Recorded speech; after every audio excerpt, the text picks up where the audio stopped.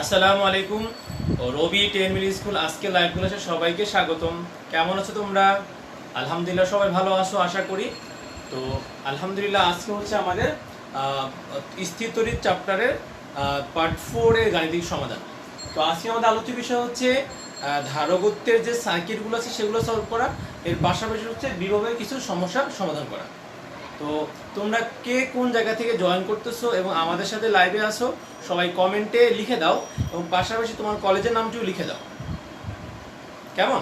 আচ্ছা, তো আমরা হচ্ছে আজকে যে চ্যাপ্টার পড়াবো সেটা হচ্ছে স্থিরতড়িৎ পার্ট 4। তো আমরা হচ্ছে প্রথমে ধারকত্বের সার্কিট নিয়ে আমরা সমাধান করব। তো চলো আমরা হচ্ছে একটা সিম্পল একটা ধারকত্ব সার্কিট নেই। সেটা হচ্ছে এমন, ধরো দুইটা ধারকত্ব আছে এই, এবং এই দুটো ধারকত্ব ধরো পরস্পর সমান্তরালে আছে। তাহলে আমরা কিন্তু যে রোধের ক্ষেত্রে জানতাম যে যখন সমান্তরাল হইতো তখন কি হইতো, ফর্মুলা দেখো, ফর্মুলা কি ছিল? রোধের সময় ছিল যে 1/Rp সমান সমান ছিল 1/R1 plus 1/R2, but in case of capacitance then এটা কি হবে, তোমার ফর্মুলা পুরো উল্টে চলে যাবে। তারপর কি হবে দেখো, যদি ক্যাপাসিট্যান্স ক্ষেত্রে হয় আর যদি তারা সমান্তরালে থাকে তখন কি হবে, এটা ধরো C1 এটা C2, তখন তুল্য ধারকত্ব হবে তাদের যোগফলের সমান। CQ সমান সমান EQ for equivalent C1 plus C2, কেমন? আর যদি দুইটা ধারকত্ব বা দুই বা ততোধিক ধারকত্ব যদি পরস্পর শ্রেণীতে থাকে তখন কি হবে, তখন হচ্ছে দেখো এমন হবে, ধরো এই একটা ধারকত্ব, এটা আরেকটা ধারকত্ব, এটা আরেকটা ধারকত্ব। আচ্ছা, তো আমরা দেখে নেই তোমরা কে কোন জায়গা থেকে আজকে আমাদের সাথে লাইভে আছো। তোমরা দ্রুত কমেন্ট লিখে দাও এবং সবাই ফ্রেন্ডদেরকে মেনশন করে দাও যাতে করে সবাই আমাদের সাথে লাইভটিতে জয়েন করতে পারে। এবং কমেন্টে তোমার ফ্রেন্ডের নাম মেনশন করে দাও এবং লাইভ ক্লাসটি দ্রুত শেয়ার করে দাও।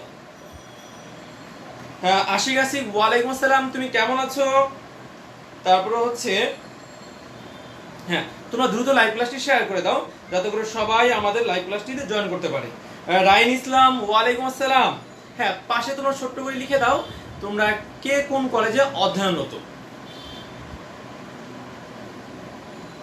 তানভীর শাহরিয়ার শিহাব ওয়ালাইকুম আসসালাম। হ্যাঁ, তোমরা কিন্তু লিখতেছো না কে কোন জায়গা থেকে আমাদের সাথে জয়েন করেছো, এটাও লিখে দাও ছোট্ট করে, পাশে তোমাদের কলেজের নামটিও লিখে দাও। একজন জিজ্ঞাসা স্যার কেমন আছেন? হ্যাঁ আলহামদুলিল্লাহ ভালো আছি। ওকে, তো আমরা শুরু করি। তো এখন যদি দুই বা ততোধিক ধারকত্ব শ্রেণীতে থাকে তাহলে আমরা কিভাবে করব, আমরা হচ্ছে সেগুলা ফর্মুলা কি হবে, তুল্য ধারকত্ব কি হবে, তাদের সমান্তরাল এই যে C1 C2 C3, তাহলে তুল্য ধারকত্ব হবে সবগুলার কি 1/, তাই না? তাহলে 1/CS সমান সমান হবে 1/C1 plus 1/C2 plus 1/C3। Clear? তো এটা হচ্ছে তোমাকে মনে রাখতে হবে যে রোধের জন্য যে ফর্মুলা ছিল ধারকত্বের জন্য ঠিক উল্টো হবে, কেমন? আচ্ছা, তাহলে এবার দেখো আমরা কি জানতাম যে যখন ধারকত্ব সময় যখন রোধের সময় তারা থাকতে কি হবে, দেখো তো, ধরো রোধ নিলাম, এটা আমাদের রোধ, ধরো আমরা রোধ নিচ্ছি এই যে এই যে এই যে, তখন শ্রেণীতে যদি তারা পরস্পর শ্রেণীতে থাকতো অর্থাৎ সিরিজে থাকতো তখন কি হইতো, কারেন্ট কি ভাগ হইতো? না, কারেন্ট ভাগ হইতো না, তাই না? কারেন্ট কিন্তু ভাগ হতো না, বাট তাহলে কি ভাগ হইতো, ভোল্টেজ ভাগ হইতো, তাই না? ধরো এটা হচ্ছে R1 এটা হচ্ছে R2, তাহলে ভোল্টেজ কিন্তু ডিভাইড হয়ে যেত বাট কারেন্টের মান কিন্তু একই থাকতো। সো বাট তোমার যদি অনেকগুলা ধারকত্ব পরস্পর সমান্তরালে থাকে বা পরস্পর শ্রেণীতে থাকে তখন কি আলাদা হয় আর কি আলাদা হয় না সেটা নিয়ে একটু আমরা ডিসকাস করব। তো আমরা আর কিছু ধারকত্ব নেই, তাহলে এটা হচ্ছে পরস্পর কিভাবে আছে, সমান্তরালে আছে। তো মনে রাখবা যদি ধারকত্বগুলা পরস্পর সমান্তরালে থাকে তাহলে কি আলাদা হবে, হ্যাঁ চার্জ আলাদা হবে। চার্জ এখানে চার্জ কি হবে, আলাদা হবে। ক্লিয়ার? ধরো এটা হচ্ছে Q1, এটা হবে ধরো Q2। তো চার্জ ডিভাইড হয়ে যাবে যদি সমান্তরালে থাকে, হ্যাঁ, কিন্তু ভোল্টেজ একই থাকবে। তাহলে আমরা লিখে নিই সমান্তরাল সার্কিটে চার্জ মানে কিউ আলাদা আলাদা হবে, আলাদা হবে, কিন্তু ভোল্টেজ একই হবে, ভোল্টেজ একই থাকবে। ক্লিয়ার? আর যদি আমাদের সার্কিটটা শ্রেণীতে থাকতো তখন কি হইতো? তখন হচ্ছে ধরো এটাই হচ্ছে, আমরা ধরো এটা আমাদের ধারকত্ব একটা, এটা হচ্ছে ধারকত্ব আরেকটা, ধারকত্ব নিলাম আমরা এই C1 C2। তাহলে এবার হচ্ছে আমরা কিন্তু এই তোমার ধারকত্ব সার্কিটগুলোতে কারেন্ট নিয়ে আমরা হেডেক থাকবো না, আমরা চার্জ আর ভোল্টেজ নিয়ে হেডেক থাকবো। তো এই সার্কিটে C1 এবং C2, এখানে তোমাদের কমেন্টে তোমরা লিখে জানাও যে এই দুই ধারকত্বের ক্ষেত্রে চার্জ কি একই হবে না ভিন্ন হবে। হ্যাঁ, তোমরা কমেন্টে লিখে জানাও যে C1 এবং C2 এর ক্ষেত্রে চার্জ কি এক হবে না ভিন্ন হবে।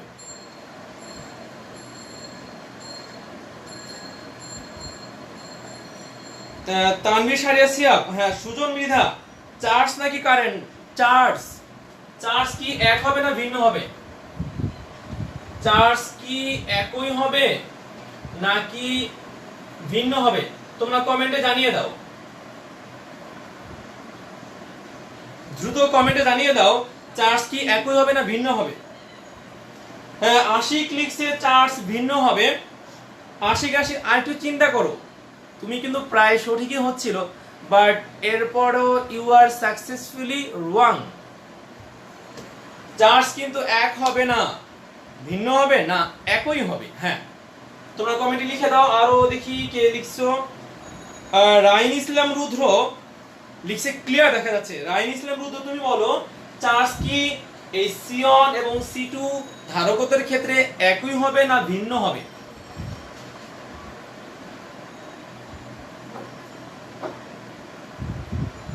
রাকিবুল হাসান স্বপ্ন, হ্যাঁ একই হবে। Excellent, you are correct. Rakibul Islam, তোমাকে থ্যাংক ইউ। যে এখানে হচ্ছে কারেন্ট যেমন এক থাকতো রোধের ক্ষেত্রে, ঠিক একই ভাবে ধারকত্বের ক্ষেত্রে চার্জ একই থাকবে যদি তারা সিরিজে কানেক্টেড থাকে। তাহলে এখানে দেখো এই চার্জ একই হবে, এটার জন্য চার্জ যেটা, এটার জন্য চার্জ একই হবে। তাহলে আমরা লিখি নেই চার্জ একই হবে, কিউ ফর চার্জ, কিন্তু ভি কি হবে? ভি হচ্ছে আলাগ আলাগ হবে। ক্লিয়ার? অর্থাৎ বিটা হচ্ছে আলাদা হবে। ঠিক আছে? তো এখন হচ্ছে আমরা জেনে নিব চার্জ যে আলাদা আলাদা হবে সমান্তরাল সার্কিটে, এবং চার্জ তোমার ভোল্টেজ যে আলাদা আলাদা হবে শ্রেণী সার্কিটে, সেটা কিভাবে হবে, কোন সূত্রের সাহায্যে হবে, চলো আমরা দেখে নিই। তো আমরা লিখতেছি ধরো কিউ এক্স সমান সমান হবে CX divide by C equivalent into QP। এর মানে হচ্ছে আমি লিখতেছি CX মানে কি? CX বলতে আমি বোঝাচ্ছি ধরো যে কোনো ধারকত্বের মধ্য দিয়ে চার্জ, যে কোনো ধারকত্বের মধ্য দিয়ে চার্জ যারা কিনা সমান্তরালে সাজানো। তাহলে যারা সমান্তরালে সাজানো এমন যে কোনো ধারকত্বের মধ্য দিয়ে চার্জ হবে, উপরে কি হবে দেখো, CX মানে কি? ওই ধারকত্বের কি মান? ধারকত্ব, ওই ধারকের ধারকত্বের মান। আর নিচে হচ্ছে কি? ইকুইভ্যালেন্ট, অর্থাৎ ওই সমান্তরালের কি ইকুইভ্যালেন্ট। আর ইনটু কি হবে? QP। কি বলতে আমি কোন নাম বুঝাচ্ছি দেখো, এই যে টোটাল, ধরো এখানে হচ্ছে এইভাবে আসছে সিরিজ সার্কিটটা, আর এইখানে যে তোমার চার্জ যাচ্ছে সেটা হচ্ছে QP, মানে হচ্ছে এই সমান্তরাল সার্কিটে টোটাল চার্জ। এই সমান্তরাল সার্কিটের টোটাল চার্জ হচ্ছে QP, আর QX হচ্ছে কি? তুমি যেই ধারকের মধ্য দিয়ে চার্জ নির্ণয় করতে যাচ্ছ সেটা হচ্ছে QX, আর CX মানে হচ্ছে কি? ওই ধারকের ধারকত্ব। আর C ইকুইভ্যালেন্ট মানে কি? ওটার তুল্য ধারকত্ব। তাহলে আমরা যদি এই সার্কিটের জন্য এটা লিখি তাহলে কেমন হবে তোমরা একটু লিখে দাও, যদি হচ্ছে আমরা তোমরা কমেন্টে লিখে দাও যে এই সার্কিটের জন্য এটা কেমন হবে।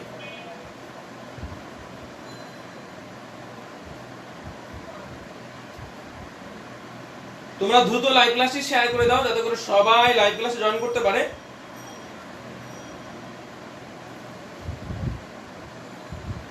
ক্লিয়ার? আচ্ছা, আমি এখন যে কথাগুলো বললাম এটা নিয়ে কারো যদি কোনো বুঝতে অসুবিধা হয় তাহলে কমেন্টে লিখে জানাও। আর যারা বুঝতে পেরেছো তারা লিখো এই CA/QX সমান সমান এই সার্কিটের জন্য কি হবে। হ্যাঁ, তোমরা আবার একটু সবাই কষ্ট করে লাইভ ক্লাসটি শেয়ার করে দাও যাতে করে সবাই আমাদের সাথে লাইভ ক্লাসে জয়েন করতে পারে। হ্যাঁ, মারিয়া আঞ্জুম রিফা, হ্যাঁ তুমি লিখো যে এই সার্কিটের জন্য QX কত হবে।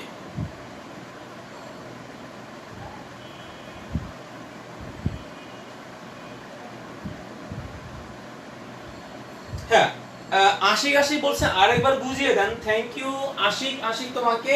CX মানে হচ্ছে, আমি প্রত্যেকটা জিনিস বুঝাই দেই যে কি বুঝাচ্ছি। QX মানে হচ্ছে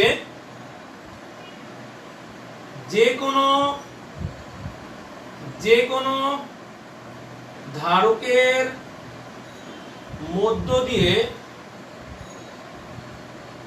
চার্জ, যে কোনো ধারকের মধ্য দিয়ে চার্জ। অবশ্যই এটা কোন সার্কিটের জন্য? সমান্তরাল সার্কিটের জন্য প্রযোজ্য। লিখে নাও, সমান্তরাল সার্কিটের জন্য এটা প্রযোজ্য। ক্লিয়ার? সমান্তরাল সার্কিটের জন্য এটা প্রযোজ্য। তাহলে QX সমান সমান হবে যে কোনো ধারকের মধ্য দিয়ে চার্জ। তারপরে হচ্ছে CX মানে কি? ওই ধারকের ধারকত্ব, ওই ধারকের ধারকত্ব। ক্লিয়ার? আর C ইকুইভ্যালেন্ট মানে হচ্ছে, বা এটাকে CPU বলতে পারি, CP বলতে পারি, বা C ইকুইভ্যালেন্ট CPU তুমি বলতে পারো। এটা এই জন্য যে যেহেতু হচ্ছে তারা সমান্তরালে আছে তো CPU বলতে পারো। তার মানে হচ্ছে যতগুলা ধারকত্ব সমান্তরালে থাকবে তাদের তুল্য ধারকত্ব। তো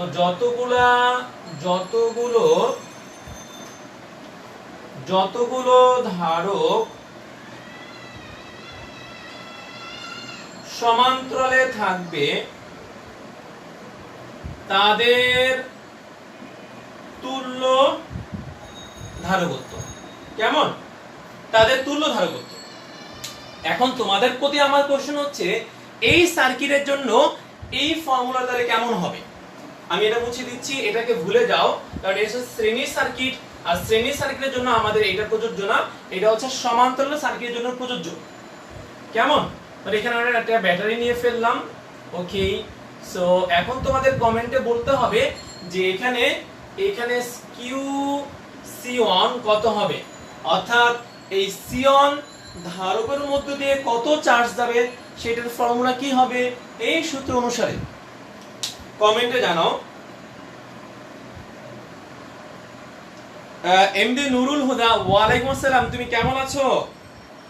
আচ্ছা, আব্দুল হাই মাসুম লিখছে, আব্দুল হাই মাসুম হচ্ছে খিলগাঁও থেকে ক্লাসটা করতেছেন, থ্যাংক ইউ ভেরি মাচ। হ্যাঁ, কমেন্টে লিখে জানাও যে Q of C1 কত হবে অ্যাকর্ডিং টু দিস ফর্মুলা।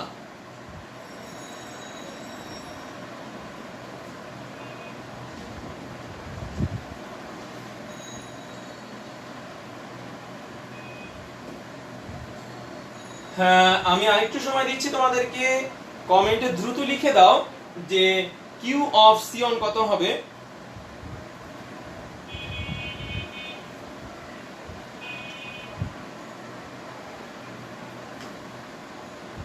আচ্ছা, Q of C1 আমি লিখে দিচ্ছি, বাট তোমরা কিন্তু Q of C1 বলবা তোমরা, ঠিক আছে? আমি লিখে দিচ্ছি। তো তোমাদের দায়িত্ব হচ্ছে তোমরা যেটা করবা সেটা হচ্ছে Q of C2 কত হবে এটা তোমরা লিখবা। সরি এটা কালি হচ্ছে না, এটা মুছে দিচ্ছি। কিউ অফ C2 কত হবে এটা তোমরা কমেন্টে লিখে দাও, আমি তোমাদেরকে কিউ অফ C1 কত হবে লিখে দিচ্ছি। তো আমাদের সূত্র উপরে কি লিখছে দেখো, Cx, Cx মানে এখানে C1 আর নিচে হচ্ছে C ইকুইভ্যালেন্ট। আচ্ছা দুইটা ধারকত্ব যদি পরস্পর সমান্তরালে থাকে তাহলে তুল্য ধারকত্ব কত হবে? সিম্পলি তাদের যোগফল ইনটু কিউপি। কিউপি হচ্ছে এই সমান্তরাল সার্কিটের টোটাল কত চার্জ যাচ্ছে সেটা তুমি কিউ দিয়ে লিখতে পারো। কেমন? তাহলে কিউ অফ C1 হবে C1 divide by C1 plus C2 into Q. কেমন? আচ্ছা তাহলে কিউ অফ C2 কত হবে?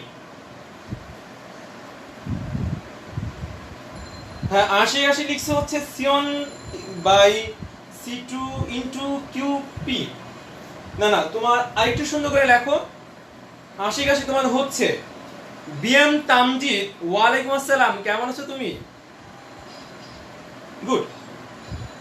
অনিমেষ সুপ্র লিখছে স্যার পারি না পারিব না এই কথাটি বলিও না, আর পাঁচজনে পারিবে তাহা তুমিও পারিবে তাহা। এই যে দেখো আমার ফর্মুলা, Cx মানে হচ্ছে যে কোনো হচ্ছে ওই ধারকের ধারকত্ব যার মধ্যে দিয়ে তুমি চার্জ নির্ণয় করতে চাচ্ছ। কেমন? লিখে নাও। তাহলে আমি কিউ অফ C2 হবে উপরে হবে C2 নিচে হবে C1 plus C2 into Q. কেমন? এটা হয়ে গেল। এবার হচ্ছে আমরা ভোল্টেজ যে আলাদা আলাদা হয় সেরকম একটা সার্কিট নিব। আচ্ছা ভোল্টেজ আলাদা হয় কোন সার্কিটের ক্ষেত্রে? ধারকত্বের জন্য একটু কমেন্টে লিখে জানাও যে ভোল্টেজ কোন সার্কিটের জন্য আলাদা আলাদা হবে, শ্রেণী না সমান্তরাল? ধারকত্বের জন্য একটু কমেন্টে লিখে জানাও যে কোন সার্কিটের জন্য তোমার ভোল্টেজের মান আলাদা আলাদা হবে।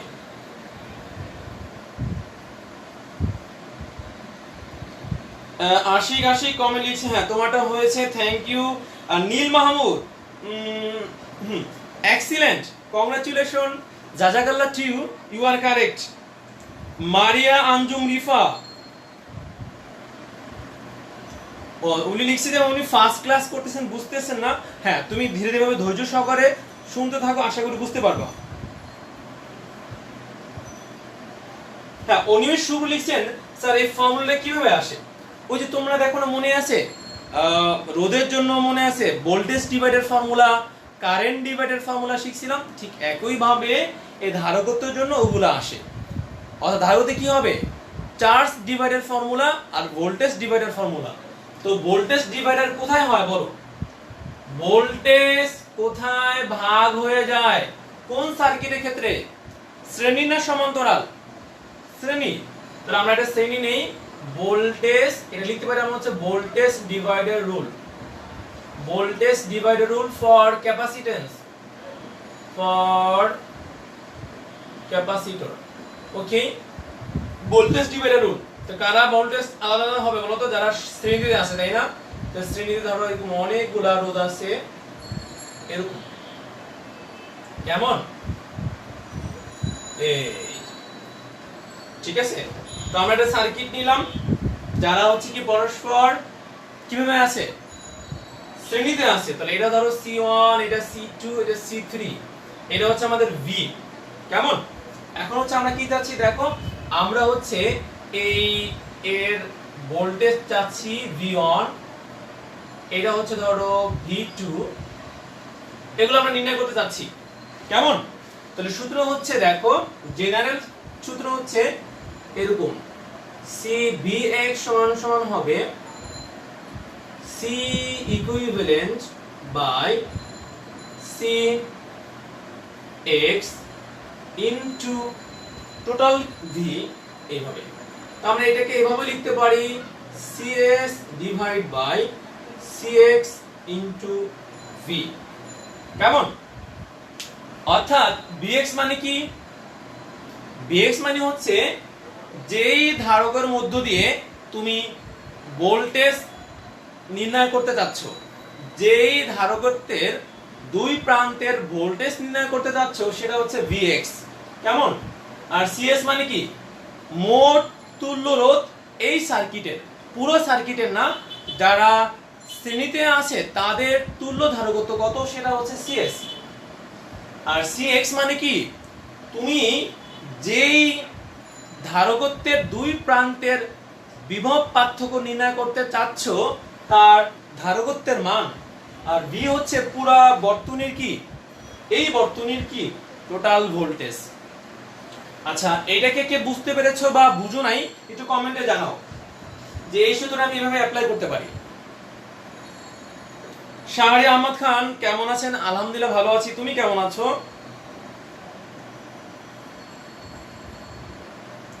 আচ্ছা, একজন লিখছে যে অনিমেষ শুভ্র যে প্যারালালে ভোল্টেজ সেম কেন থাকে। আচ্ছা, এটা কিন্তু আমরা বুঝাতে পারবো যদি আমরা রোধ চিন্তা করি, তাহলে খুব সহজে আমরা বুঝতে পারবো, তাই না? দেখো যে প্যারালাল সার্কিটে কেন আমাদের হচ্ছে ভোল্টেজ একই থাকে। তাহলে ধরো আমরা একটা সার্কিট নিচ্ছি, এই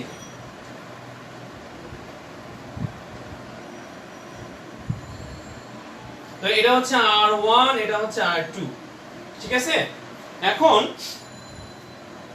যখন এখানে কারেন্ট যাবে, তবে কারেন্ট কিন্তু এখানে এক কারেন্ট যাচ্ছে, কিন্তু এইখানে আর এখানে কারেন্ট কি এক যাবে? না, কারেন্ট এক যাবে না। যেই রোধের মান কম সেখানে কি কারেন্ট কম যাবে নাকি? না, যেখানে রোধের মান কম সেখানে কারেন্ট বেশি যাবে। তো ধরো এই রোধ হচ্ছে ধরো 3, এই রোধ হচ্ছে ধরো 10, ঠিক আছে? এখন কারেন্ট এখানে ধরো টোটাল 5 এম্পিয়ার গেল, এইখানে গিয়ে কারেন্টটা ভাগ হয়ে যাবে। তো ভাগ হয়ে যখন যাবে, তো রোধ মানে কি? বাধা। তো যেখানে কম বাধা সেখানে বেশি কারেন্ট যাবে, তাই না? আচ্ছা, তাহলে যেখানে রোধের মান কম তো সেখানে বেশি কারেন্ট ফ্লো করে, তাহলে আমরা জানি ভোল্টেজ মানে কি? VRI না? তার মানে কি আমি ওই কারেন্টের সাথে যদি এই রোধের গুণ দেই তাহলে গুণফল কিন্তু আলাদা আলাদা হচ্ছে, তাই না? হ্যাঁ, এটা আমরা এইভাবে ম্যাথমেটিক্যালি চিন্তা করতে পারি।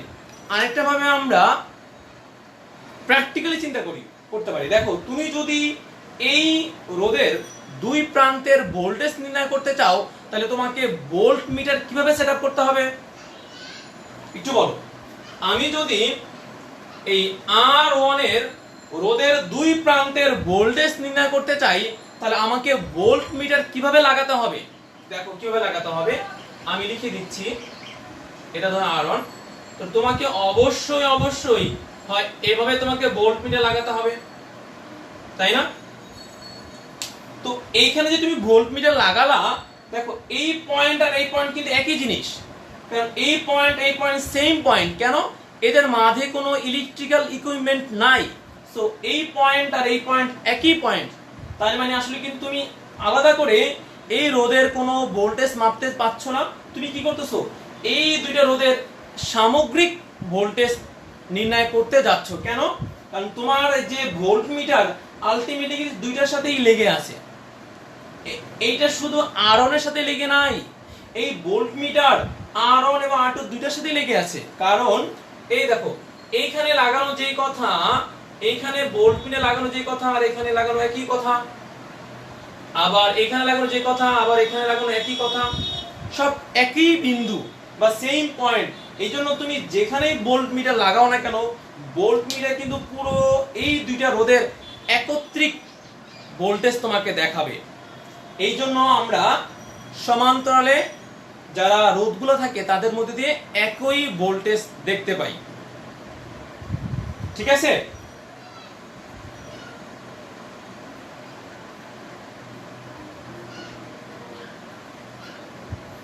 আচ্ছা ভাইয়া, পরেরটা আবার বলেন প্লিজ।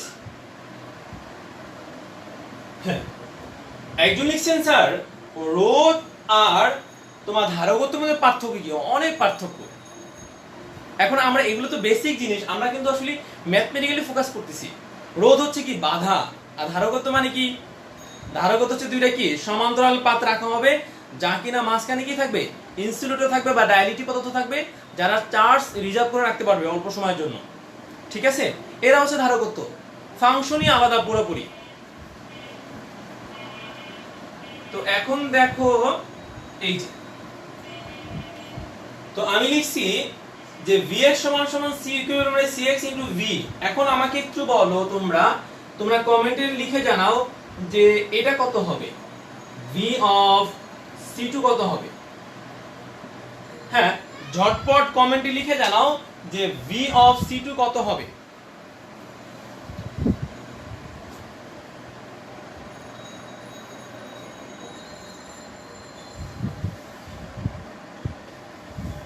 V অফ C2 কত হবে একটু কমেন্টে জানিয়ে দাও যে V অফ C2 কত হবে।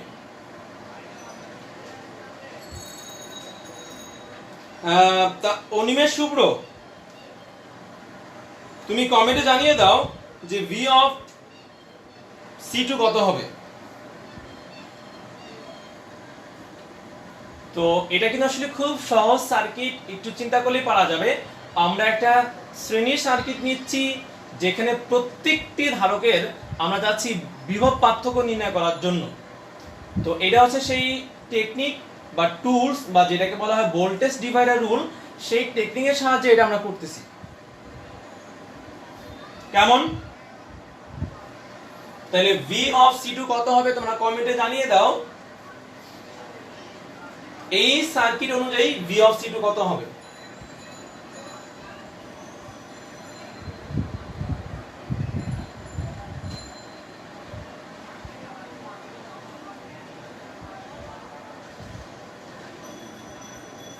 আমরা এই ফর্মুলা ফলো করলে পারবো যে উপর হচ্ছে C ইকুইভ্যালেন্ট। C ইকুইভ্যালেন্ট কি হবে? যেহেতু তিনটা রোধ আছে, তিনটা ধারকত্ব আছে, ধারকত্ব যেহেতু তিনটা আছে এবং তারা শ্রেণীতে আছে, তাহলে তুল্য ধারকত্ব কত হবে বলো দেখি। হ্যাঁ, একজন লিখছেন স্যার বুঝছি স্যার, আরেকবার বুঝাই দিই। ঠিক আছে, আরেকবার বুঝাই দিই তোমাদেরকে যে V অফ C2 হবে উপরে হচ্ছে CS মানে কি? এই ধারকত্বগুলোর হচ্ছে তুল্য ধারকত্ব। কেমন? তো তুল্য ধারকত্বের নিয়ম কি দেখো, তোমরা জানো হচ্ছে তুল্য ধারকত্ব হচ্ছে 1/C1 by 1/C2 by 1/C3 আবার কি হোল ইনভার্স। কেন? ওই যে এই পাশে যে 1/CS আছে এই জন্য হোল ইনভার্স, আর নিচে হচ্ছে CS মানে হচ্ছে এখানে C2 হবে। কেমন? ইনটু হচ্ছে কি বলতো, ইনটু হচ্ছে V। এই তো গুড। হ্যাঁ, কমেন্ট একটু জানাও যে এটা বুঝতে পারছো কিনা যে আমরা কিভাবে V অফ C2 নির্ণয় করলাম।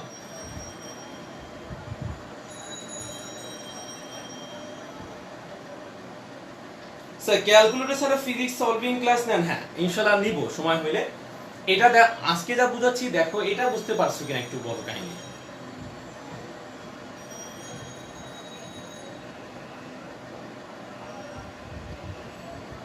যে V অফ C2 কত হবে এটা সবাই ক্লিয়ার কিনা একটু কমেন্টে জানিয়ে দাও।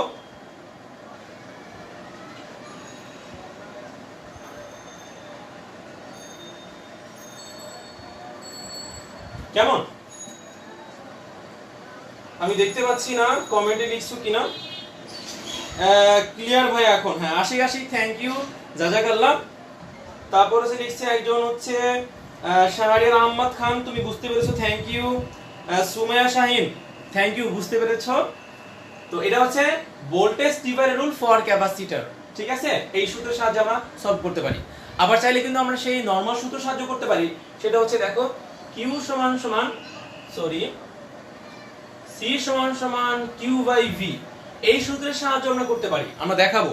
যেমন তোমরা কিন্তু রোধের ক্ষেত্রে ওহমের সূত্র ব্যবহার করে কিন্তু করতে পারতা। কি করতে পারতা? যে কোনো রোধের দুই প্রান্তের ভোল্টেজ অথবা ওই রোধের মধ্যে দিয়ে কারেন্ট, সেটা তোমরা হচ্ছে ওহমের সূত্র ব্যবহার করে করতে পারতা। বাট যদি কারেন্ট ডিভাইডার রুল বা ভোল্টেজ ডিভাইডার রুল ব্যবহার করতে, তাহলে জিনিসটা অনেক ইজি হয়ে যেত। ঠিক একই ভাবে আমরা হচ্ছে এই ধারকত্বের সার্কিটগুলোর জন্য কিন্তু আমরা C সমান সমান Q বাই V এই সূত্র দিয়ে করতে পারবো। বাট আমরা যদি এভাবে ভোল্টেজ ডিভাইডার রুল বা চার্জ ডিভাইডার রুল শিখি তাহলে জিনিসগুলো হচ্ছে আরো সহজ হবে আর খুব অল্প সময়ে করতে পারবো। কেমন? তাহলে চলো একটা আমরা সার্কিট নেই, যে সার্কিটের মাধ্যমে হচ্ছে আমরা এটা বাস্তবায়ন করাবো।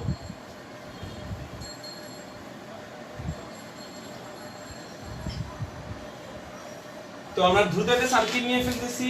এই যে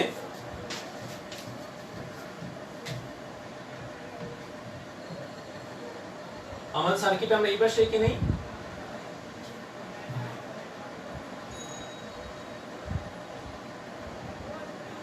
হ্যাঁ, যারা সবগুলা কমেন্ট সঠিক দিতে পারবা তাদের জন্য কিন্তু পুরস্কার থাকবে।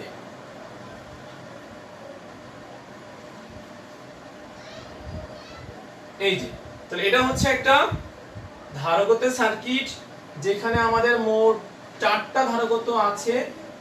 কেমন? এই যে তাহলে এটা হচ্ছে 10 ভোল্টেজ, এটা হচ্ছে C1, এটা C2, C3 আর এটা হচ্ছে C4। কেমন? ওকে ওকে মাই বয়। এটা হচ্ছে 20 মাইক্রোফ্যারাডে, এটা হচ্ছে 60 মাইক্রোফ্যারাডে, এটা হচ্ছে 40 মাইক্রোফ্যারাডে আর এটা হচ্ছে 100 মাইক্রোফ্যারাডে। কেমন? ওকে কেমন? এখন হচ্ছে আমার কোশ্চেন হচ্ছে,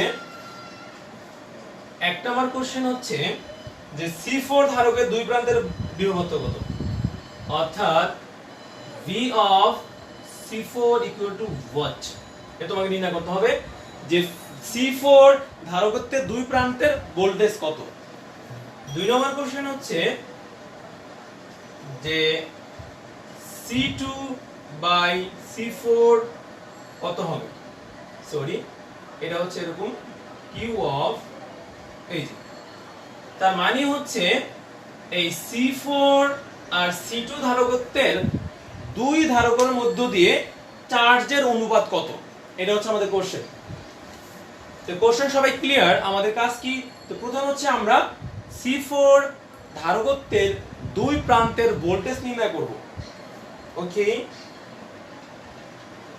আচ্ছা আমি দেখতেছি তোমরা কিন্তু যে যে জায়গা থেকে জয়েন করতেছো একটু কমেন্টে জানিয়ে দাও যে আমি এই জায়গা থেকে জয়েন করতেছি মাইক্রোফ্যারাডে।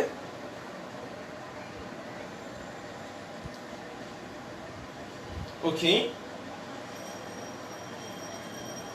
আব্দুল হাই মাসুম স্যার বুঝতে পেরেছি, থ্যাংক ইউ। এখন কোশ্চেন ক্লিয়ার? তাহলে চলো আমরা সলভ করি। আমাদের হচ্ছে এই C4 ধারকত্বের দুই প্রান্তের ভোল্টেজ নির্ণয় করতে হবে। তো এটা হচ্ছে আমরা দুই ভাবে নির্ণয় করব। একটু আগে যে আমরা টেকনিক দেখছি যে যেটাকে ভোল্টেজ ডিভাইডার রুল আমরা বলছিলাম ওটা সাহায্য করব আর নরমাল সূত্রে সাহায্য করব। কেমন? তাহলে চলো আমরা করে ফেলি। তো প্রথমে আমরা টেকনিক্যালি করি। তো দেখো আমরা কি জানি যে আমরা যাচ্ছি যে V of C4 বের করতে। তো V of C4 আমরা কিভাবে বের করতে পারবো? এখন দেখো পুরো সার্কিটের আমরা যাচ্ছি যে CS চাচ্ছি আগে, মানে টোটাল ধারকত্ব বের করতে যাচ্ছি, সেটাকে করে ফেলি। তো প্রথমে দেখি আমরা এটা আমাদের নির্ণয় করতে হবে, 1 নাম্বার কোশ্চেন। এখন দেখো C2 আর C3 কিন্তু শ্রেণীতে আছে, তাই না? তাহলে এই দুটো যেহেতু শ্রেণীতে আছে তাহলে তাদের কিন্তু আমরা একটা বানিয়ে ফেলতে পারি, যেহেতু C2 এবং C3 connected in series, so we can write CS সমান সমান, বা এটাকে আমি এভাবে লিখি 1/CS সমান সমান 1/CS না লিখে লিখতে পারি C23 লিখতে পারি আমরা, বা 1/COC লিখতে পারি, তোমার ইচ্ছা। So 1/C2 plus 1/C3। কেমন? এভাবে।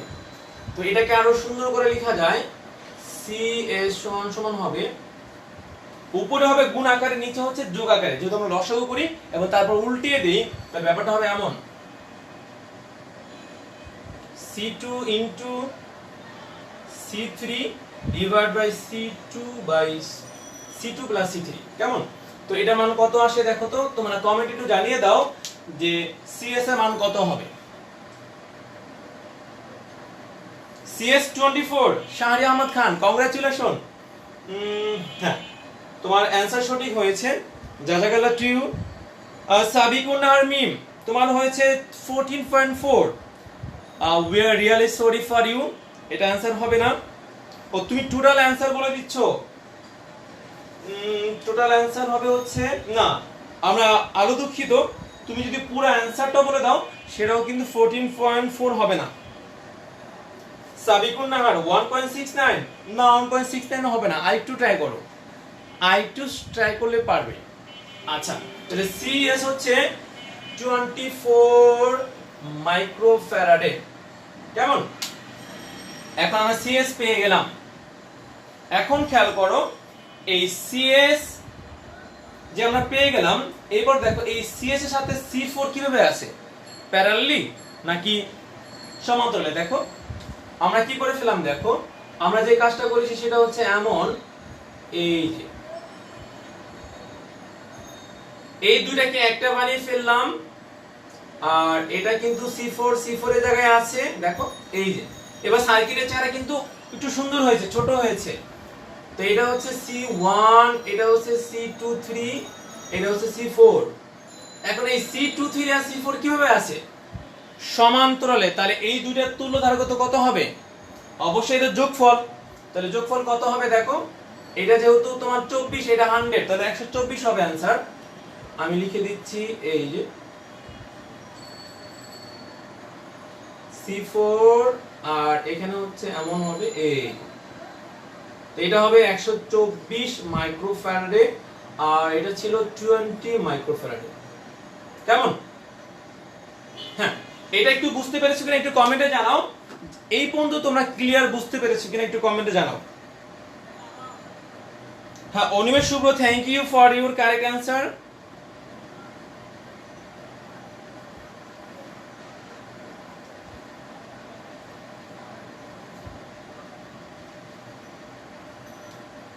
এটা বলো যে 124 হবে, এখন এই দুটো কিভাবে আছে বলো, এই দুটো কিভাবে আছে, এই দুটো হচ্ছে শ্রেণীতে আছে। তাহলে এবার কি হবে দেখো, এই দুটোকে যদি আমি একটা বানাই ফেলি তাহলে কত হবে,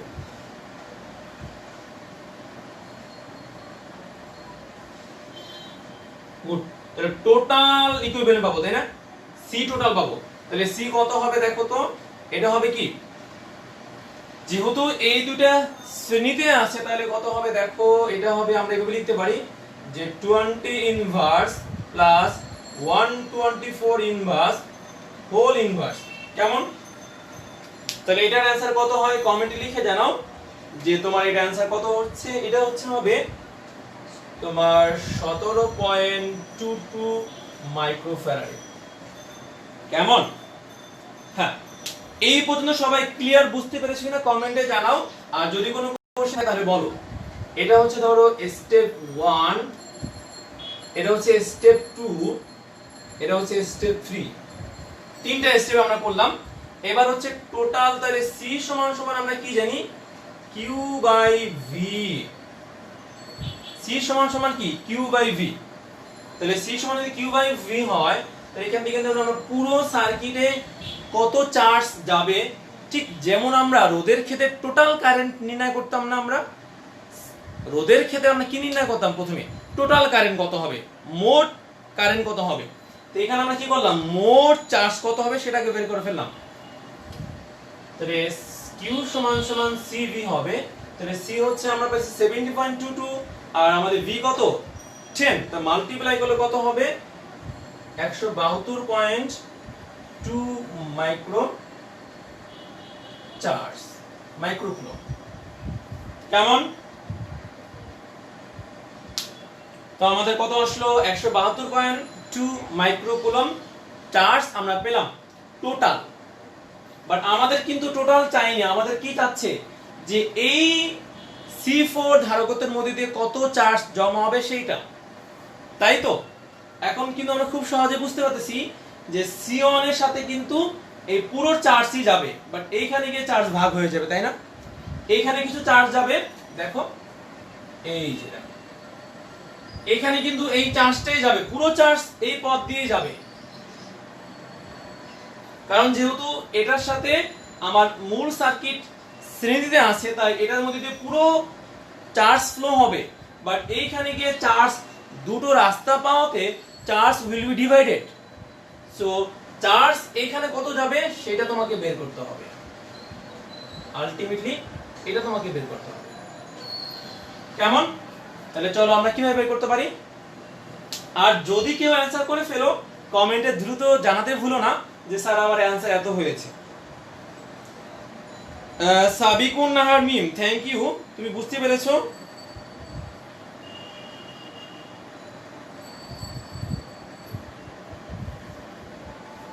আচ্ছা, তোমরা আবার আমাদের লাইভ ক্লাসটি দ্রুত শেয়ার করে দাও এবং তুমি কমেন্টে জানিয়ে দাও যে স্যার শেয়ার করা হয়ে গেছে।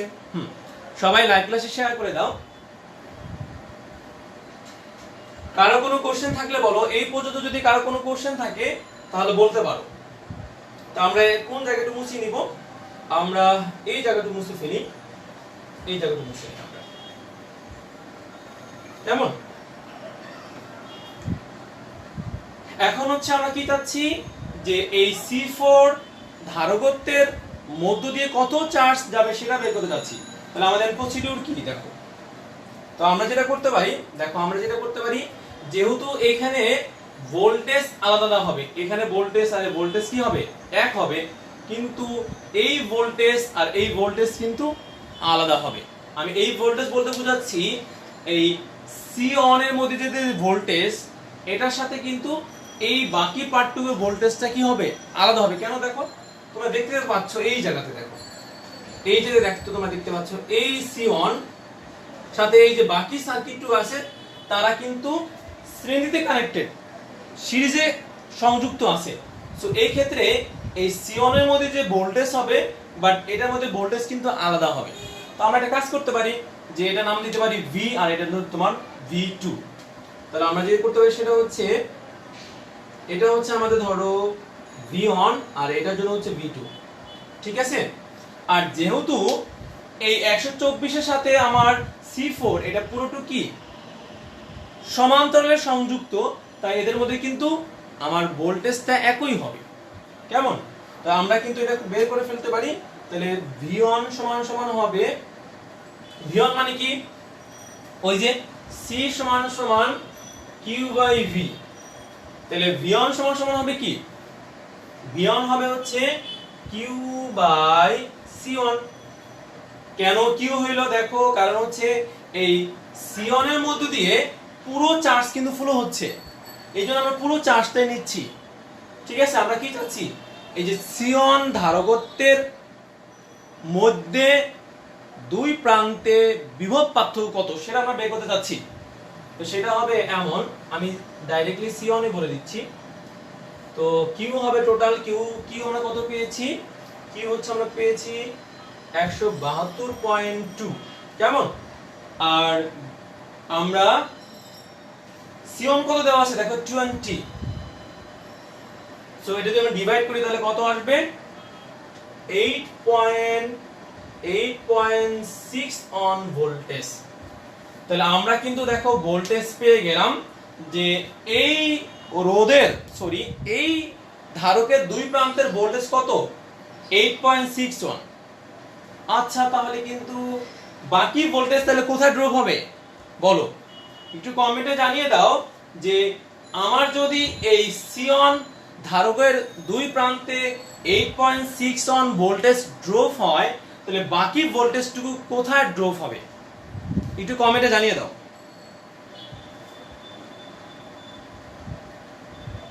শাহরিয়ার আহমেদ খান, তোমারও 8.61 আসছে, থ্যাংক ইউ।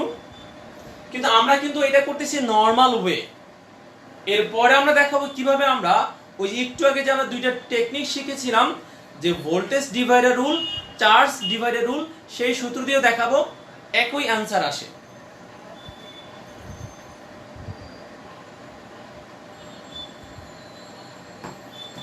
ওকে, এখন হচ্ছে আমরা কি করব যে 8.61 যে পেলাম, এখন এটা আমরা হচ্ছে এইখানে দেখো বাকি ভোল্টেজ কিন্তু এখানে ড্রপ হবে। সো আমরা কিন্তু খুব সহজে বের করতে পারি। দেখো আমার টোটাল আম আছে ধরো 10, তো ঝুড়ির মধ্যে যদি টোটাল আম থাকে 10টা, আর 2টা আম যদি পড়ে যায়, কয়টা আম থাকে? 8টা আম থাকে, তাই না? ঝুড়িতে আম ছিল 10টা, 2টা আম পড়ে গেল, কয়টা আম থাকে? 8টা। ঠিক একই ভাবে দেখো পুরো বর্তনীর ভোল্টেজ কত? 10 ভোল্টেজ। সেই ভোল্টেজ কিন্তু এখানে কিছু ড্রপ হবে আর এখানে কিছু ড্রপ হবে, তাই না? তো এখানে ড্রপ যদি হয় 8.61, তাহলে বাকি ভোল্টেজটুকু কোথায় ড্রপ হবে? এখানে। তো সেটা আমরা খুব সহজে বের করতে পারি। সো V of C4 সমান সমান হবে total V minus V of C1. So it will be 10 minus 8.61 equal to হচ্ছে 1.39 ভোল্টেজ। ক্লিয়ার? হ্যাঁ, কারো যদি কোনো বুঝতে অসুবিধা হয় অবশ্যই জানাও। Please, if you have any confusion, please ask me.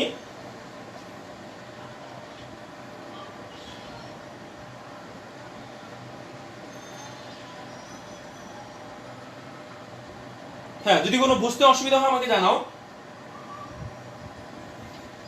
তো VC4 আমরা বের করে ফেললাম। এবার আমাদের কাজ কি? এবার তোমাদের কাজ হচ্ছে, একটু আগে আমরা কিন্তু ভোল্টেজ ডিভাইডার রুল শিখছিলাম, সেই সূত্রের সাহায্যে তোমরা V of C4 কত হবে বের করে ফেলো ঝটপট। ভোল্টেজ ডিভাইডার রুল সূত্রের সাহায্যে বের করে ফেলো এই V of C4 কত হবে।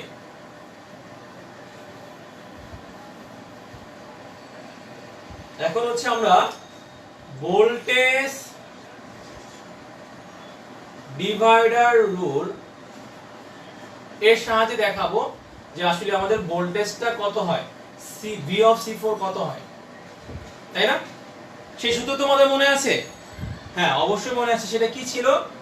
যে সেটা ছিল এমন, Vx সমান সমান ছিল C equivalent divide by Cx into total V, তাই না?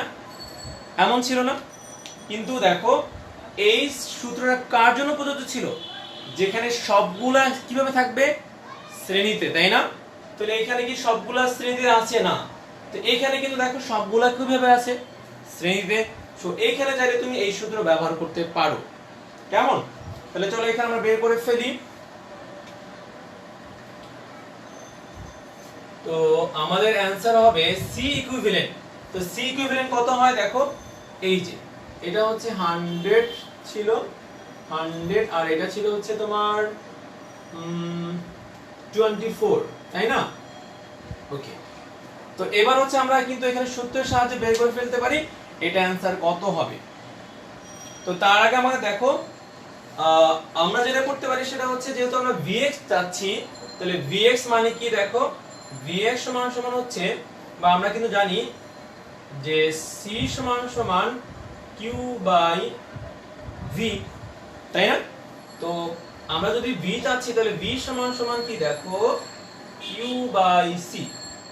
তার মানে হচ্ছে তুমি যেহেতু Vx চাচ্ছ, তো তোমাকে আগে কি বের করে ফেলতে হবে? অবশ্যই তোমাকে আগে Qx বের করতে হবে। তাহলে চলো আমরা Qx বের করে ফেলি। তাহলে Qx কত হবে দেখো তো, এই যে Qx মানে কি ছিল মনে আছে? Qx সমান সমান ছিল Cx divide by C equivalent into Q।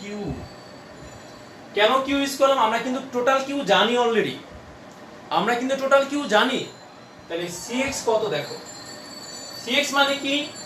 যে কোনটার মধ্যে দিয়ে আসলে চার্জ চাচ্ছি, আমি এটার মধ্যে দিয়ে কত চার্জ সেটা জানতে চাচ্ছি।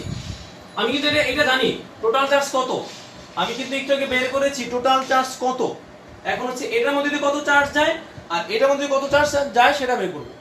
মানে চার্জ যে ভাগ হয়ে যাচ্ছে, কি পরিমাণ ভাগ হয়ে এখানে কতটুকু যাচ্ছে আর এখানে কতটুকু যাচ্ছে সেটা বের করতে যাচ্ছি।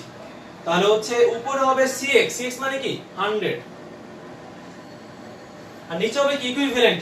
তো এই দুটো ইকুইভ্যালেন্ট কত তোমরা জানো? ইকুইভ্যালেন্ট হচ্ছে 124। আর টোটাল কিউ কত ছিল? টোটাল কিউ ছিল হচ্ছে আগে আমরা বের করেছি, সেটা ছিল তোমার 172.2। তাহলে এর অ্যানসার কত হয় বলে দাও? এর অ্যানসার হচ্ছে আসবে 138.8 মাইক্রোকুলম। তাহলে Cx পেয়ে গেছি। তাহলে আমরা যদি Vx চাই, Vx মানে হচ্ছে কি V of C4। তাহলে V of C4 কত হবে দেখো? V of C4 হবে Qx by C। তাহলে Qx কত পেয়েছি? 138.8। C মানে কি? C মানে কি? C হচ্ছে কি এই ধারকত্ব তোমার কত, এই যে ধারকত্বের দুই প্রান্তের তুমি কি চাচ্ছ? ভোল্টেজ চাচ্ছ, সেই ধারকত্বের মান সেটা কত? 100। তাহলে এটা হবে C4, তাহলে এখানে হবে 100। তাহলে আমি কত পাচ্ছি? 1.39 ভোল্টেজ। তো আশা করি বুঝতে পেরেছো। যদি কারো কোনো কোশ্চেন থাকে তাহলে কমেন্টে জানিয়ে দাও।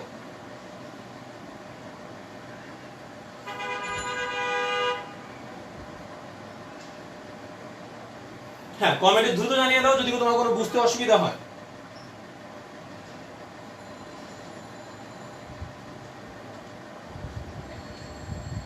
আমি কমেন্টগুলো দেখতে যাচ্ছি। হ্যাঁ, মেজামি লিখছে sir okay clear. Rakibul Hasan স্বপ্ন ক্লিয়ার ভাইয়া, থ্যাংক ইউ ভেরি মাচ। হ্যাঁ, একজন শাহরিয়ার আহমদ খান তোমার 1.39 আসছে, থ্যাংক ইউ। তাহলে আমরা এভাবে করতে পারি। এখন আমাদের আরেকটা বাকি আছে, সেটা কোনটা বলো তো? অঙ্ক নাম্বার 2, অর্থাৎ দুইটার যে চার্জের মধ্যে দিয়ে যে দুইটা ধারকত্ব আছে তাদের অনুপাত, চার্জের অনুপাত, তাই না? তো 2 নম্বর আমরা করে ফেলবো।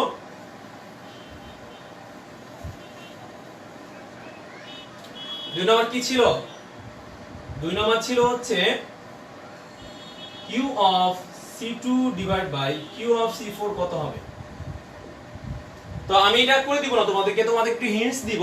তোমরা এই যে আমি এতক্ষণ যে তোমাদের শিখাইলাম কিভাবে তোমরা যে কোনো ধারকত্বের মধ্য দিয়ে ভোল্টেজ বা চার্জ বের করতে পারবা, সেই সূত্রের সাহায্যে তোমরা প্রথমে Q of C2 বের করো, একই ভাবে তুমি Q of C4 বের করো।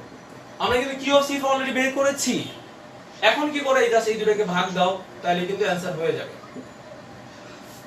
কেমন? তো Q of C2 divide by Q of C4 কত হবে? তো এখন যদি করতে পারো ঝটপট কমেন্টে লিখে দাও। তোমার জন্য থাকবে অসংখ্য শুভকামনা। হ্যাঁ, যাদের হয়েছে তারা ঝটপট লিখে দাও যে এটার অনুপাত কত হবে। আমরা কিন্তু অলরেডি Q of C4 নির্ণয় করেছি, সেটা কত ছিল? 138.8। তাহলে এটা একটু কমেন্টে লিখে দাও, এটার অ্যানসার কত হবে। এখন আমরা আরেক কিছু টেকনিক দেখব, তো তোমরা একটু কমেন্টে আগে লিখে দাও যে এটার অ্যানসার কত হবে। হ্যাঁ, তোমাদের আরেকটি কাজ যে তোমার ফ্রেন্ডদেরকে মেনশন করতে থাকো, যাতে তোমার ফ্রেন্ডও জয়েন করতে পারে, এবং দ্রুত লাইভ ক্লাসটি শেয়ার করে দাও।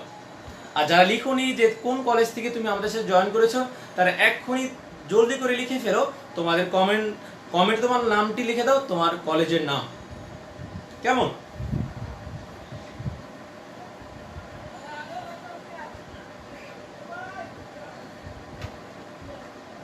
হ্যাঁ, আমি দেখতে পাচ্ছি মারিয়া আঞ্জুম বিফা ও লিখছে ভাইয়া আগেরটা লিখে বুঝতে পারতেছি না, কোনটা বুঝেন নাই?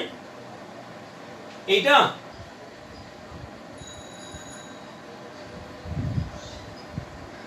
হ্যাঁ, Abdullah Masim all clear, thank you very much.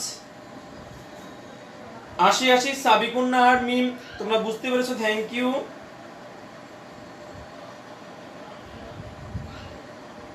আজকে দেখি নাফিস ফুয়াদ আর অনেকেই নেই। নাইম প্রায় ক্লাস করেন, ওকে আজকে দেখতে পাচ্ছি না।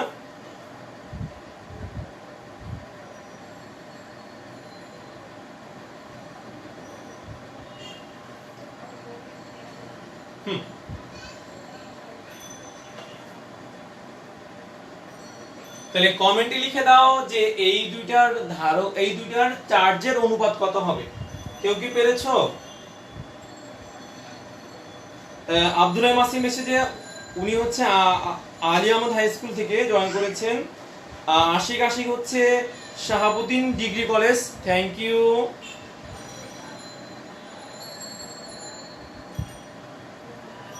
আচ্ছা, আজকে হচ্ছে তোমাদের আরেকটা টেকনিক শিখাবো, যে অনেক সময় দেখা যায় যে অনেকগুলা গোলক মিলে হচ্ছে একটা বড় গোলক বানানো হয়। তোমরা নিশ্চয়ই জানো যে গোলক ধারকত্ব কত, 4 পাই এপসিলন নট আর, আর হচ্ছে ওই গোলকের কি ব্যাসার্ধ। এই কেমন? এখন ধরো এমন হইলো তোমার খুব ইচ্ছে হইলে অনেকগুলা ছোট ছোট গোলক মিলে বড় একটা গোলক বানাবা, হতেই পারে। তাহলে চলো একটা আমরা এই কাজটা করে ফেলি। যে আমরা যেটা করব সেটা হচ্ছে সমান আকারের 27টি পানির গোলক নিব। সমান আকারের, আচ্ছা এটা মুছিয়ে দিচ্ছি, উপরে লিখি।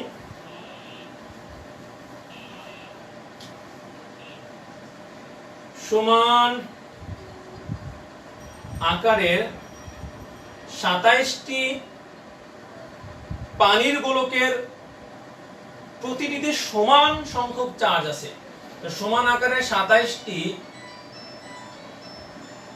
গোলকের প্রতিটিতে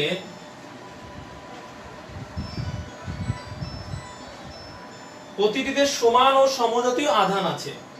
সমান ও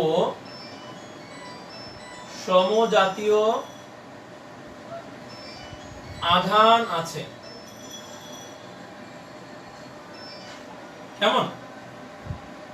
এখন এদেরকে যদি একত্রিত করে একটি গোলক বানানো হয়, এদেরকে একত্রে করে একটি গোলক বানানো হলে বড় গোলকের ধারকত্ব ও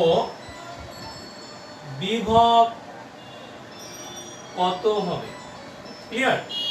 বড় গোলকের ধারকত্ব এবং বিভব কত হবে?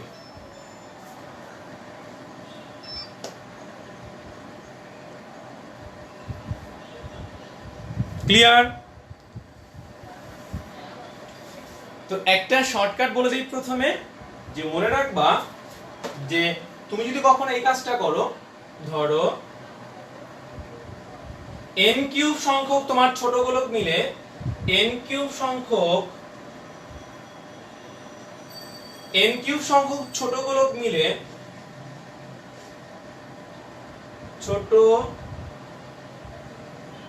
মিলে যদি একটি বড় গোলক বানানো হয়,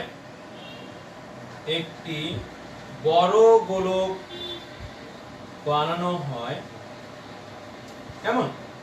একটি বড় গোলক বানানো হয়, তাহলে ওই বড় গোলকের, ঠিক আছে, ওই বড় গোলকের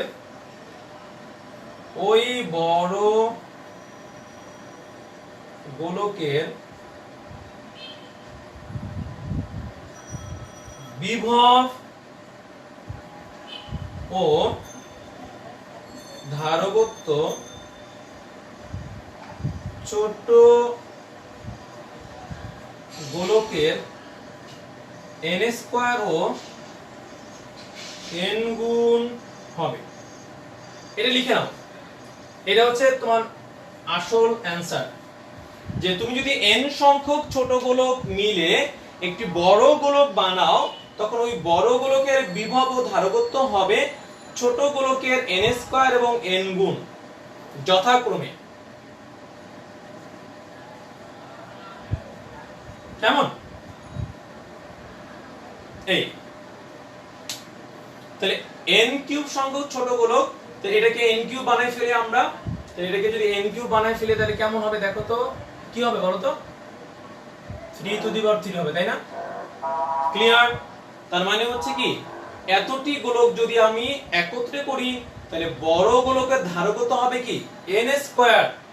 n স্কয়ার মানে কত কমেন্টে লিখে দাও, যে তাহলে বড় গোলকের ধারকত্ব কত হবে। অনিমেষ শুভ্র একটু কষ্ট করে বলো যে হচ্ছে বড় গোলকের বিভব কত হবে যদি আমাদের 27টি গোলক নিয়ে আমরা বড় একটি গোলক বানাই।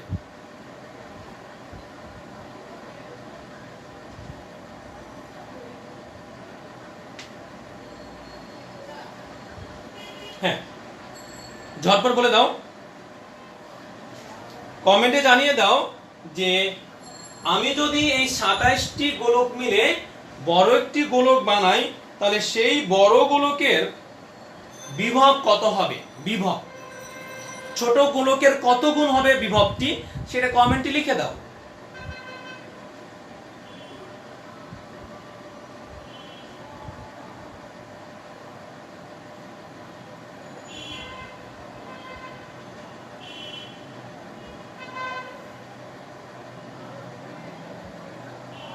ঠিক আছে, তাহলে কমেন্টে লিখে দাও কত গুণ হবে, আর ধারকত্ব কত গুণ হবে, n গুণ হবে। তাহলে কত হয় অ্যানসার অবশ্যই বোঝা যাচ্ছে, তাহলে হচ্ছে ধারকত্ব হবে n গুণ, তার মানে কি 3 গুণ হবে ধারকত্ব, আর বিভব হবে কত 9 গুণ। তাহলে চলো এটা আমরা করে ফেলি, কিভাবে হইল দেখি তোমরা কমেন্টে কে কে সঠিক অ্যানসারটি লিখতে পেরেছো। হ্যাঁ, রাকিব আছে Swapno, excellent, you are correct 9। Ashik 729, এটা তুমি কিভাবে পেলে? আর একটু ট্রাই করো, আশা করি তুমিও পারবে।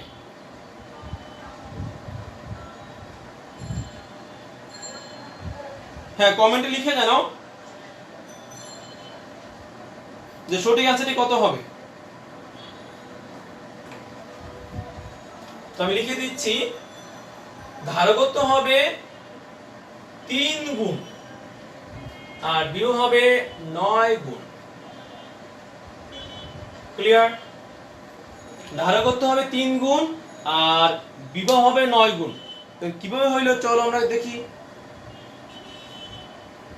তো এই শর্টকাট টেকনিকটা আমরা মুছে দিচ্ছি। এবার হচ্ছে আমরা আসল টেকনিকের সাথে দেখাবো যে আসলে আমাদের এই অ্যানসারটি সঠিক হয়েছে। আচ্ছা, তোমরা দেখো, তুমি যতগুলাই গোলক নাও, তোমার ইচ্ছা মতো যত গোলক নিয়ে বড় একটি গোলক বানাও, আচ্ছা তখন কি সমান থাকবে, ক্ষেত্রফল না আয়তন? একটু কমেন্টে জানাও। তুমি যদি অনেকগুলো গোলক মিলে বড় একটা গোলক বানাও তখন কোন জিনিসটা সমান থাকবে লিখে জানাও, আয়তন না ক্ষেত্রফল?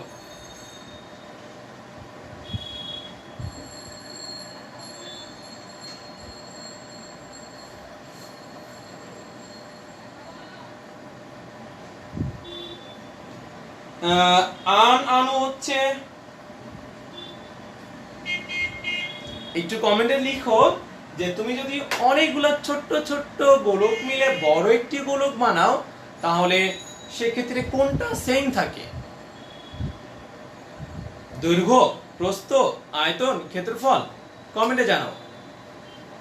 হ্যাঁ, রাকিব বলেছে স্বপ্ন, এক্সিলেন্ট, আয়তন, ইউ আর অবভিয়াসলি কারেক্ট।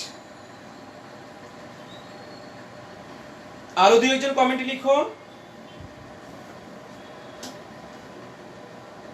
তো তখন আয়তন সেম থাকবে। তাহলে গোলকের আয়তন কত দেখো, এই গোলকের আয়তন কত হবে 4/3 পাই আর কি কিউ। আর মানে কি, এই ছোট্ট গোলকগুলোর কি ব্যাসার্ধ, আর বড় গোলকের ব্যাসার্ধ কত হবে রে, অবশ্যই বড় আর কিউ, ইজন্ট ইট? হ্যাঁ, কেমন? এখানে সবগুলা গোলকের কি ব্যাসার্ধ কিন্তু সমান ধরেছি আমরা, ঠিক আছে? হ্যাঁ, ক্ষেত্রফল আশিক না, ক্ষেত্রফল সমান থাকবে না, অবশ্যই আয়তন সমান থাকবে। হ্যাঁ, Shahriar Ahmed Khan, you are also correct, জাযাকাল্লাহ টু ইউ, যে ক্ষেত্রফল সমান হবে। এখন দেখো আমার এখানে কয়টা হচ্ছে কি, এটা কিন্তু একটা ছোট্ট গোলকের আয়তন। তো তোমার গোলক ছিল কয়টা? 27টি।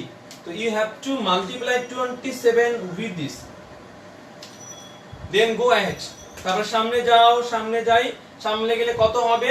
হ্যাঁ, তোমরা একটু কমেন্টে জানাও সামনে গেলে আর সমান সমান কত হবে। দ্রুত করে আমাকে জানাও যে আর সমান সমান কত হবে।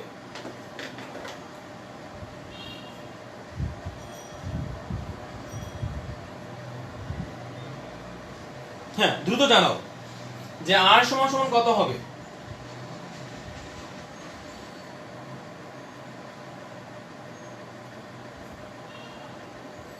একটু কমেন্টে জানাও যে আর সমান সমান কত হবে। এবার আমরা সত্যি জাস্টিফাই করতে পারবো আমরা একটুখানি আগে যে শর্টকাট টেকনিক বলেছিলাম সেটা কি সঠিক কিনা। কেমন?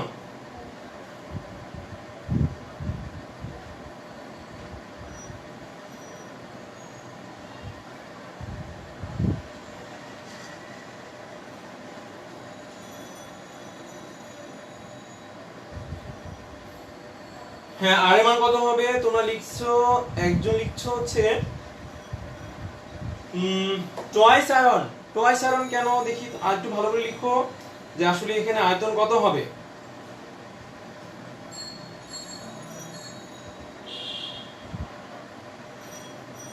আর বড় হাতের আর এর মান কত হবে?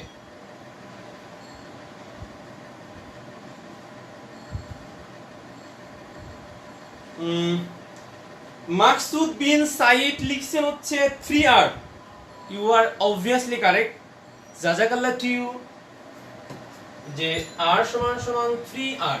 ওকে, 3R। তো আমরা বড় আর মান পেয়ে গেছি, ছোট আর মান পেয়ে গেছি, এখন কিন্তু আমরা বের করতে পারবো। সো বড় গোলকের ধারক যদি c হয় তাহলে আমরা কি লিখব? 4 পাই এপসাইলন নট r, তো সমান সমান 4 pi epsilon not into 3R। So আমরা লিখতে পারি 3 into 4 pi epsilon not into r সমান সমান 4 ইনটু হচ্ছে কি c1। তার মানে কি, তার মানে বলতে পারতেছি যে দেখো বড় গোলকের ধারকত্ব হবে প্রত্যেকটি ছোট ছোট গোলকের 3 গুণ। Have you understood? হ্যাঁ, কমেন্টে জানিয়ে দাও তুমি বুঝতে পেরেছো কিনা। Maria Anjum Bifa 3R, thank you very much. তারপর হচ্ছে Mrittika Rahi, you are also correct, 3R। হ্যাঁ, তো আমাদের কিন্তু ধারকত্ব হয়ে গেল।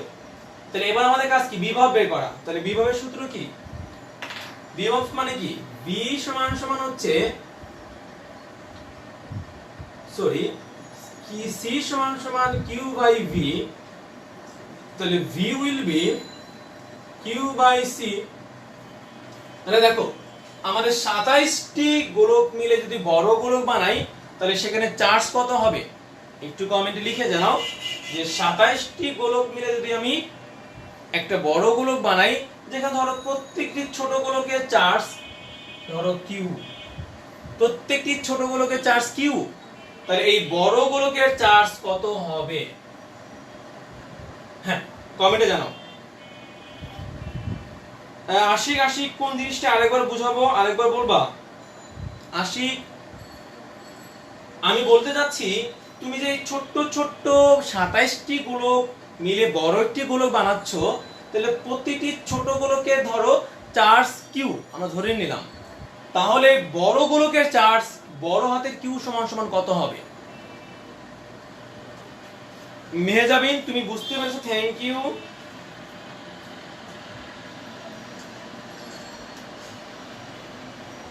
তো দ্রুত কমেন্টে লিখে জানাও যে এটার অ্যানসার কত হবে, যে এই বড় হাতের কিউ সমান সমান কত হবে।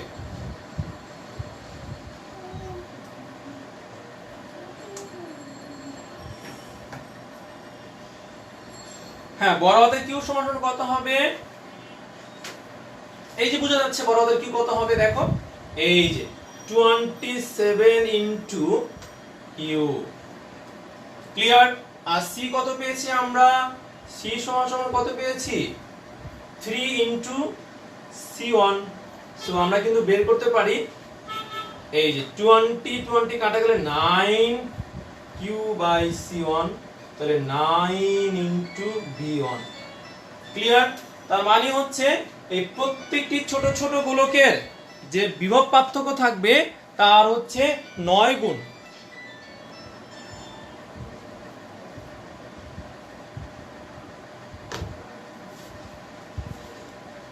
Maksud bin Saeed, thank you, you are correct.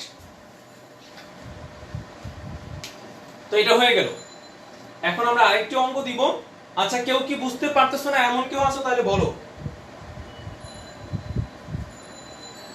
হ্যাঁ, তোমরা ডিয়ার স্টুডেন্ট সবাই আবার লাইভ ক্লাসটি শেয়ার করে দাও, সবাই লাইভ ক্লাসটি শেয়ার করে দাও, যাতে করে সবাই আমরা একসাথে এই রোমান্টিক পরিবেশে আমরা কি স্থিতরিদের সমস্ত গাণিতিক সমস্যাগুলো সলভ করতে পারি।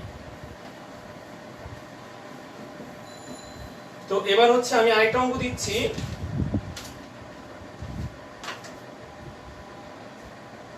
ধরো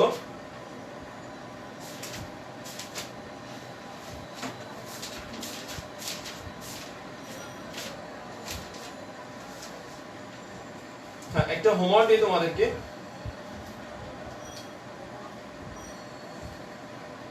প্রতিটি হোমওয়ার্ক প্রতিটি 220 ভোল্টের 220 ভোল্টের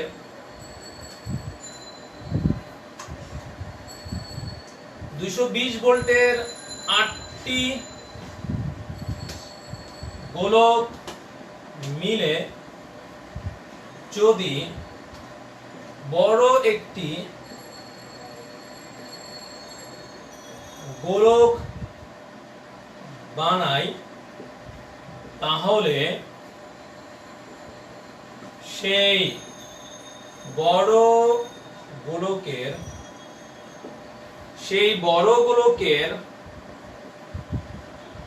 বিভব কত হবে? হ্যাঁ, প্রতিটি 220 ভোল্টের 8টি গোলক মিলে আমরা বড় একটি গোলক বানাচ্ছি, তাহলে সেই বড় গোলকের বিভব কত হবে? ঝটপট।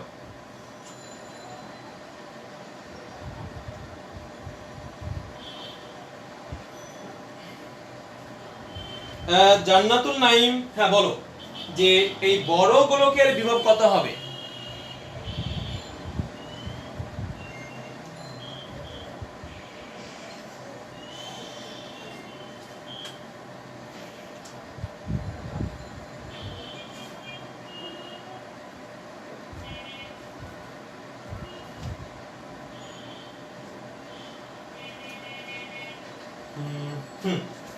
বড় গোলকের বিভব কত হবে? এইটা একটা হোমওয়ার্ক। আরেকটা হোমওয়ার্ক হচ্ছে আমি দিয়ে দিচ্ছি,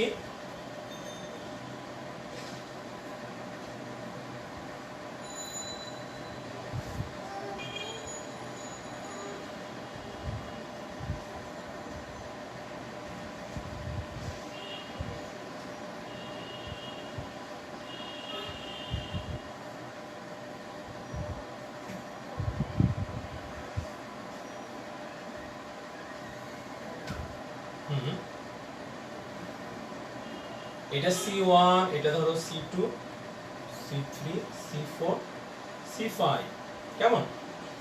এটা ধরো V, ঠিক আছে?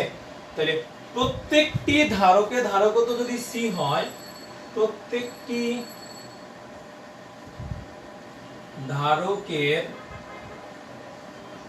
ধারকত্ব যদি C হয়, তাহলে এই বর্তনীর তুল্য ধারকত্ব কত? তুল্য ধারকত্ব কত? কেমন? হ্যাঁ, এই দুটো তোমাদের হোমওয়ার্ক। দেখো 1 এটা 2। হ্যাঁ, তোমরা পড়বে আর কমেন্টে জানাবা আর আমি হেল্প করব। তাহলে ঝটপট বলো, প্রতিটি 220 ভোল্টের 8টি গোলক মিলে যদি একটি বড় গোলক বানাই তাহলে কত হবে?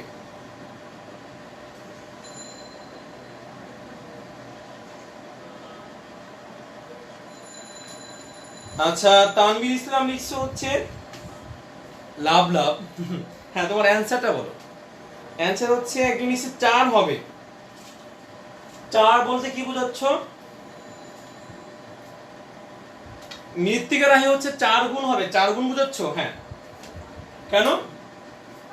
এই দেখো, এটা হচ্ছে আমরা কি করতে পারি, 2 টু দি পাওয়ার কি লিখতে পারি, 3 লিখতে পারি না? এই দেখো, তাহলে যদি 2 টু দি পাওয়ার 3 লিখি, তাহলে আমরা বলছি কি, নাম কি মনে আছে? কি বলছিলাম যে বিভব হবে কি n স্কয়ার, তাই না? এটা যদি n কিউব হয় তাহলে বিভব কত হবে, n স্কয়ার। তাহলে n স্কয়ার কত হয়? অবশ্যই 2 টু দি পাওয়ার 4 সমান সমান 4 ইনটু হচ্ছে 220, তাহলে হবে 880 ভোল্টেজ। অর্থাৎ সেই বড় গোলকের বিভব হবে 880 ভোল্টেজ। হ্যাঁ, এমন কেউ আছে যেটা বুঝতে পারোনি? ইয়ামিন হাসান, ইয়ামিনী, তুমি কি এটা বুঝতে পেরেছো যে এই বড় গোলকের বিভব হবে 880 ভোল্টেজ? আমরা কিন্তু একটু আগে এটা বুঝিয়েছিলাম।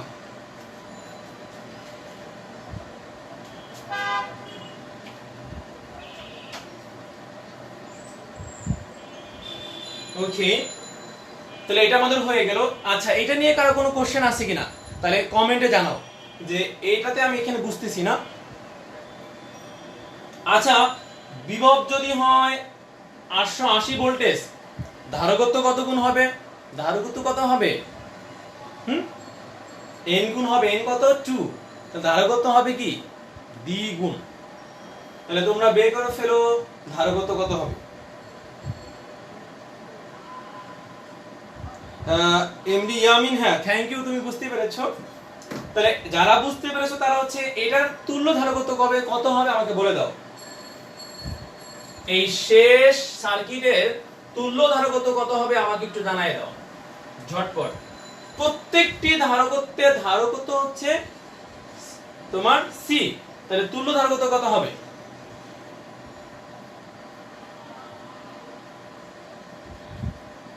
আশিক, আশিক একদম clear, thank you very much.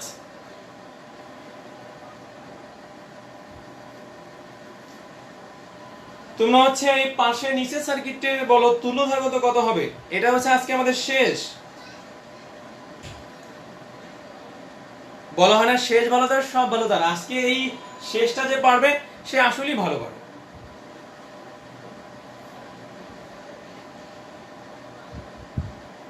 মৃত্তিকা রাশি বলছে হচ্ছে 2c হবে। আমরা অতি দুঃখিত, তোমার অ্যানসারটি সাকসেসফুলি ভাবে রং হয়েছে মৃত্তিকা রাশি। এই সার্কিটের তুল্য ধারকত্ব কত হবে, বা এই ধরনের যদি আমার রোধ দেওয়া থাকতো তখন তুল্য রোধ কত হইতো, এটা কিন্তু নরমালি ভাবে করলে হবে না। কিভাবে করতে হবে, কোন টেকনিকের সাহায্যে, কমেন্টে জানিয়ে দাও।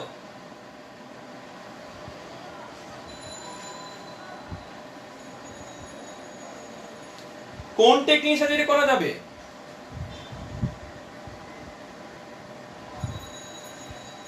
Yamin first year, no problem, এটা সবাই পারবে। এটা হচ্ছে আমরা স্টার ডেল্টার সূত্রের সাথে পারবো।